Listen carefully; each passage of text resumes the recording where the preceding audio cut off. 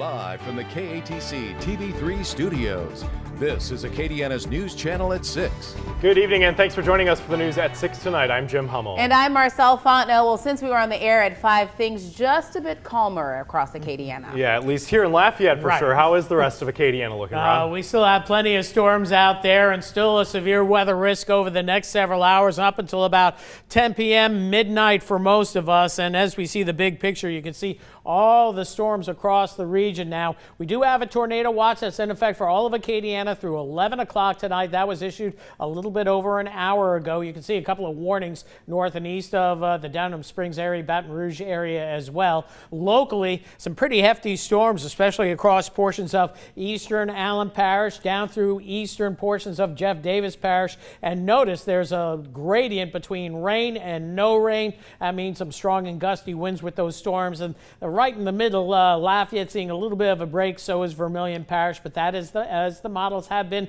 predicting. So stormy in the near term as we go through the next several hours. Rain chances near 100%. Lafayette till about 9 or 10 p.m. All of Acadiana through about midnight. And then we see it quieting down, cooling off, getting down to 54 tomorrow morning. So we'll see temperatures chilling down, but we should be back to a nice day tomorrow afternoon. Coming up, closer look at the radar, and if there's any warnings, we'll take a close look at all the storms and have the complete True View forecast plus the forecast moving forward coming up in just a bit. Well, it's a sign of the season. Along Lafayette's parade routes, barricades are coming out tomorrow. The work gets started at 8 o'clock in downtown. Crews will begin the process of putting the barricades at the intersection of Jefferson and Simcoe Streets. Then along the parade route at the intersection of Johnston and Vermilion, Consolidated Government is asking that you take an alternate route if possible. Leave early in case there's traffic and drive with caution while crews are out doing the work. A heads up if you live in St. Martinville, there's a water main break on Madison and New Market Streets,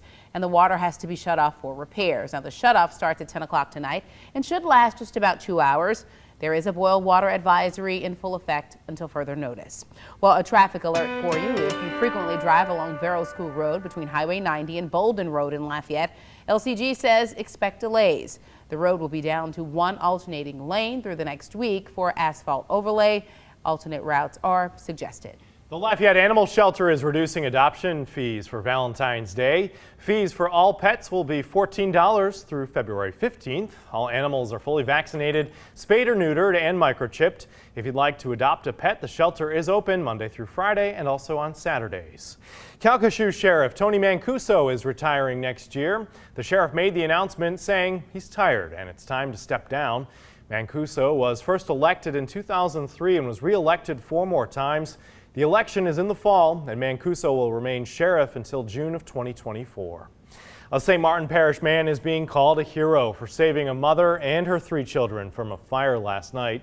Cameron Francis saw a neighbor's home on fire and rushed in, getting all 4 out safely.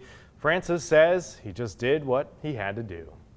Police shortages have affected many agencies across the country, including some here in Acadiana.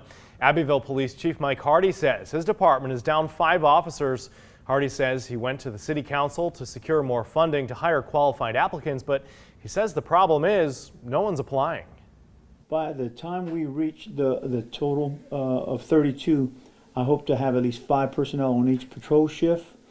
I hope to have an officer in the office in charge of evidence and just lining up detectives. I expect to have 2 detectives in the office where they can investigate any serious offenses. Chief Hardy says the starting salary for a beginning officer is $40,000 per year.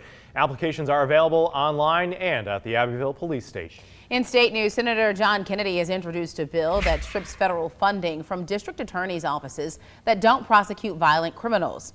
The Prosecutors Need to Prosecute Act would require district attorneys to report violent crimes they failed to prosecute. A failure to report would mean a loss of federal money. The bill would apply to state and local prosecutors in 50 cities in the U.S. with the highest crime rates. New Orleans is included. North to Shreveport now, Caddo Parish officials are urging the state to start a social media campaign to educate young people on the elements and sentences of murder charges. Commissioners advanced the resolution last night. The effort would include automated ads that break down legal terms into the language teens and 20-year-olds speak and can relate to. From here, there will be an effort to get this resolution introduced to the legislature. Well, Baton Rouge area agencies have an opportunity to get grants from Joe Burrows Foundation. The foundation would award up to $50,000 for projects that develop new pathways for mental health protection and food insecurity. Applications for the Do Good grants are open until April 30th. Well, Transportation Secretary Pete Buttigieg will be in Lake Charles tomorrow, highlighting infrastructure investments from the bipartisan infrastructure law. Governor Edwards will be on hand, as this law will bring $150 million here to Louisiana to help replace the I-10 Calcasieu River Bridge. Now, President Biden visited Lake Charles while pushing efforts to get that bill passed in 2021. A Lafayette High School senior is getting national recognition for his efforts in and out of the classroom. Carrie Pan is a candidate for the Presidential Scholars Program, where 4,500 students are selected in the first round.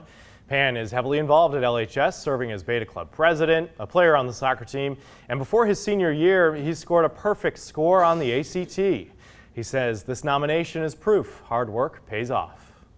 I feel like I've put so much work into school, so much effort and time. I've not necessarily seen I guess the fruits of my labor or whatever.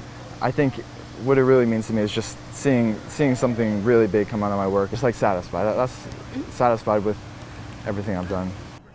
An economic boost on its way to Lafayette. The United States Olympic boxing team trials are expected to bring in about $3.1 million for the area.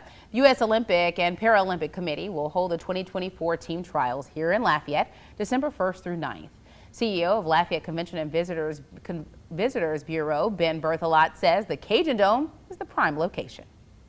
It's a wonderful venue for boxing and a lot of other different sports, but boxing looks really good, particularly that last evening when they have the championships we hosted in 2019, a WBC title fight, which was a wonderful atmosphere. And so all those things help to add credibility and to get us to a point now where all of a sudden we're hosting the U.S. Olympic trials.